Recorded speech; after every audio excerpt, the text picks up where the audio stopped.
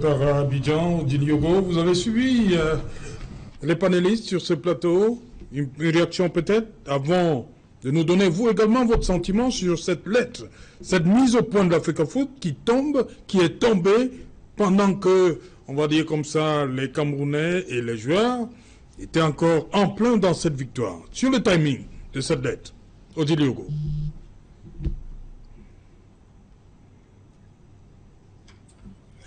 Serge Alain, merci beaucoup. Merci de me redonner la parole. J'ai écouté les panélistes, mais je pense qu'il y a de gros problèmes. Et je suis content d'être là aujourd'hui. Merci Serge de m'avoir appelé. Parce que l'image qu'on donne des Equinox aujourd'hui, c'est que c'est une télé anti-Eto'o.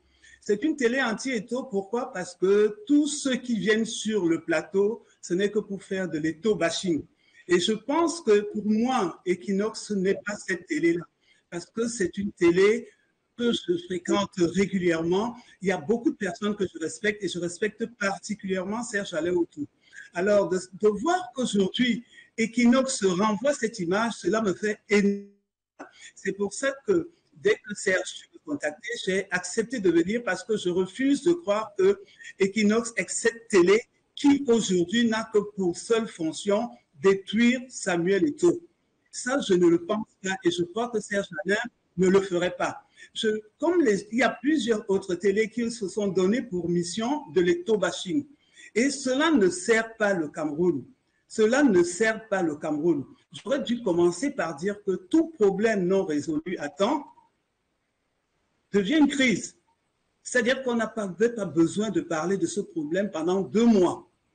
Aujourd'hui, j'entends des panélistes dire que Eto'o aurait dû laisser, Eto'o aurait dû faire ci, Eto'o aurait dû faire ça pour le bien, parce que ce sont les gens. Mais ce sont tous ces passages en force, qui ont toujours été dans le milieu du sport, qui ont créé le désordre. Serge Alain, vous me connaissez tous très bien sur le problème de la FECA volée. Donc tout ce qui se passe aujourd'hui, c'est le bis répétita de ce qui s'est passé à la FECA volée. C'est-à-dire quand quelqu'un a pris l'habitude de ne faire que des passages en force, il ne se donne plus les limites. Et il fallait bien que sur son chemin, qu'il trouve quelqu'un qui lui dise stop.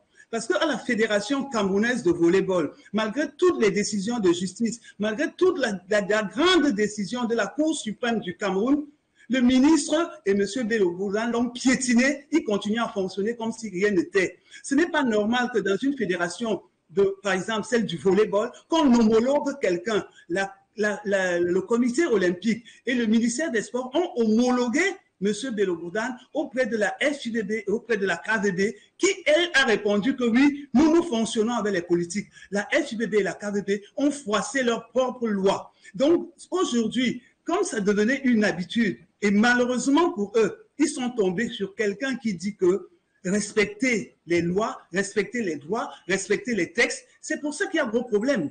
Et donc, malheureusement, je dis encore malheureusement pour eux, c'est que le proverbe africain dit que l'enfant joue avec les seins de la mère, mais l'enfant ne peut pas jouer avec les testicules du père.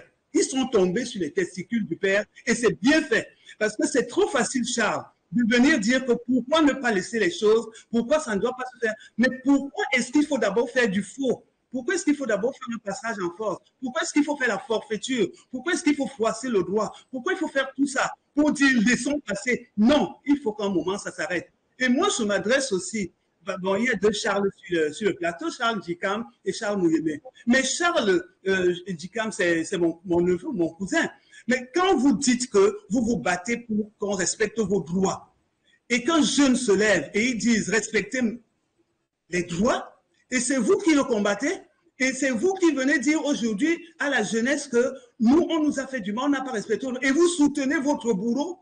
C'est votre bourreau qui vous a mis une centaine de personnes en prison à l'heure actuelle. C'est votre bourreau. C'est contre votre bourreau que Samuel Eto'o se lève pour dire non, ça ne peut pas continuer. Le problème que les gens ont aujourd'hui, Serge Alain, c'est qu'ils en veulent à Eto'o, parce qu'ils disent que Eto'o a supporté le président de la République lors des élections de 2018 et que s'il n'avait pas été là, le président n'aurait pas gagné ces élections. Mais je crois que tout citoyen est libre libre d'aller voter qui il veut. Quelqu'un peut voter en 2018, M. Paul Biya, et choisir d'aller voter en 2025, M. Kamto ou Cabral, ou aussi, ou n'importe qui. On ne va pas forcer les gens, on ne va pas nous prendre comme les moutons pour aller voter. Et parce que vous avez soutenu quelqu'un, j'ai même entendu dire, Serge Alain, que parce que Eto'o a permis au Cameroun d'avoir la CAN, et c'est pour ça qu'on lui en veut. Mais si vous en voulez Eto'o, pour avoir offert au Cameroun la CAN pendant un mois, où les Camerounais étaient contents, malgré le fait qu'on a perdu 12 Camerounais sur ce stade qui est fermé, qui vaut 390 milliards, alors que les joueurs se plaignent que Eto'o prend un seul milliard. Mais quand on ose demander des comptes à Eto'o, parce qu'on dit qu'il a géré que pendant 2 ans, moi je trouve ça pas correct. Parce que, très honnêtement, moi, je pensais que si on voulait le changement dans ce pays, on se battrait pour que dès que quelqu'un se lève pour dire ça suffit, les choses ne doivent pas plus s'appeler comme ça, qu'on se battrait tous pour dire que ce qui se passe là n'est pas bien. Est-ce que Eto'o est dans son droit? Oui, Eto'o est dans son droit. C'est genre, moi, j'ai très mal parce qu'en 1990, j'étais à la Coupe du Monde de l'Italie. J'étais à la Coupe du Monde de l'Italie avec les Roger Mila, avec les Joseph-Antoine Bell, avec les Kono, avec les Omon, avec les Canabiques. J'ai participé à la Coupe du Monde, j'ai assisté. J'ai été là-bas, j'ai distribué mes drapeaux, j'ai distribué les pagnes. Je ne parle pas dans le vide. Ils sont là, ils me regardent. Nous étions logés à Paris, mais nous allions tout le temps dans l'hôtel des Lions. Et l'ambiance était bonne. Mais quand vous voyez tous ces gens, tous ces mêmes gens, qu'aujourd'hui qui s'entre-déchirent, alors qu'on a dit que si les anciens joueurs se déchirent, c'est la fin du football camerounais. Et puis, attendez, Roger Mila a dit dimanche, parce qu'il faut aussi pointer du doigt la CRTV. Ce qu'elle fait, comment est-ce que la CRTV qui prend l'argent du contribuable peut se permettre de déformer l'information, de cacher l'information, de faire ce qu'elle est en train de faire. Odile, je vous en prie. On ne tire pas sur les confrères sur mon plateau. Odile, je vous en prie. Odile Yogo, je vous en prie, on ne tire pas sur les confrères sur mon plateau, non. Vous dites que Equinox est anti-Eto'o. Je crois que les Camerounais sont là à témoin. Je les prends à témoin. Tous les soirs, depuis que nous avons ce problème, nous essayons d'équilibrer nos plateaux en donnant la parole aux deux camps. C'est pourquoi je vous ai invité ce soir également, Odile Yogo. Parce que je connais votre position sur le dossier. C'est pourquoi je vous ai invité. Donc que des gens ne disent pas ce qu'Equinox n'est pas. Nous donnons la parole à tout le monde. Je crois que, mais pour la CRTV, je vous en prie, pas sur mon plateau. Allez, si vous avez des choses à reprocher à la CRTV, lorsque vous serez là-bas, mais pas sur mon plateau. Merci Odile. Je crois qu'on vous a donné la parole. C'est ce que nous faisons tous les soirs. Mais je ne sais pas pourquoi on continue de taxer Equinox de tous les noms d'oiseaux. Nous avons tous les soirs des gens qui défendent. Nous étions à Yaoundé, vous avez vu. Hein, je vous prends un témoin, vous avez vu. Moi, je ne comprends pas cette volonté à toujours stigmatiser Equinox Télévision. Je m'excuse. Oui, je pense que j'ai été interpellé nommément. Je voudrais... Non, il ne faut pas que... Odile, est-ce que vous avez terminé? La question, répétez la question, s'il vous plaît. Oui, est-ce que vous avez terminé votre propos? Moi, je voulais juste recadrer par rapport à... Vous avez interpellé la CRTV ici? Oui. Non, moi, je ne veux pas que ça se passe. Je n'avais pas terminé, Serge. Je voulais dire que le problème qui se pose aujourd'hui, c'est quelque chose qui a été préparé depuis l'élection de Samuel Eto'o. Il faudrait qu'on explique bien que depuis l'élection de Samuel Eto'o, toute une machine a été mise en branle pour le faire tomber, pour qu'il ne réussisse pas et pour qu'on s'en serve justement ce 10 février. Parce que vous ne pouvez pas me dire, et quelqu'un l'a dit, ce sont les mêmes joueurs qui étaient dans cette équipe, mais pourquoi tout le temps on était toujours dans des remontades? On encaisse 3 et en 5 minutes, on est obligé de mettre 3. Pourquoi est-ce qu'on était toujours dans des qualifications en une extrémiste à la dernière seconde du match?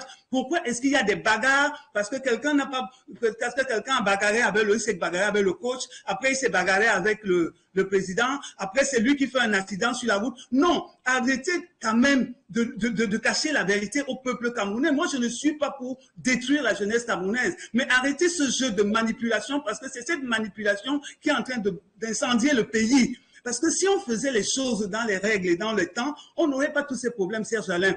tout était mis en œuvre pour que Samuel Eto'o échoue. Pourquoi? Et moi, je vais vous dire pourquoi. Pour moi, c'est quelque chose qui a été mis sur pied parce que vous ne pouvez pas me parler du discours du 10 février. Justement, vous vous appuyez tous sur ce discours. Le discours du 10 février, pour moi, j'ai énormément de doutes. Parce que tout le monde sait que ce n'est pas toujours le président qui écrit ces discours. Serge Alain, le président de la République n'a jamais été violent dans ses propos ni dans ses discours.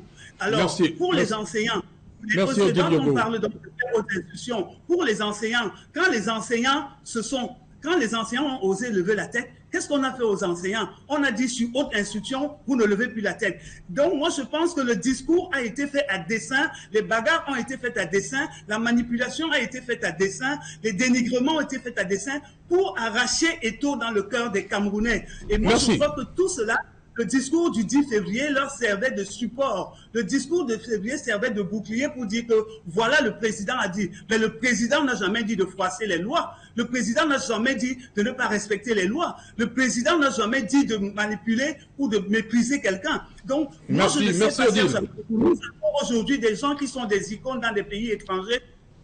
Merci Odile. Je vais juste une précision. Je prends.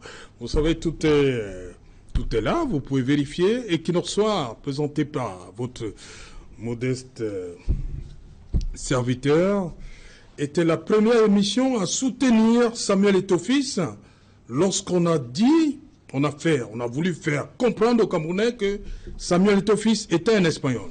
Vous pouvez aller vérifier. Et j'avais comme invité ce jour-là Armand Outak. Il peut vous dire. Nous avons dit non, Eto'o fils, c'est un Camerounais. Première émission. Avant, lorsqu'il voulait se présenter à la présidence. Vous pouvez aller vérifier. Voilà.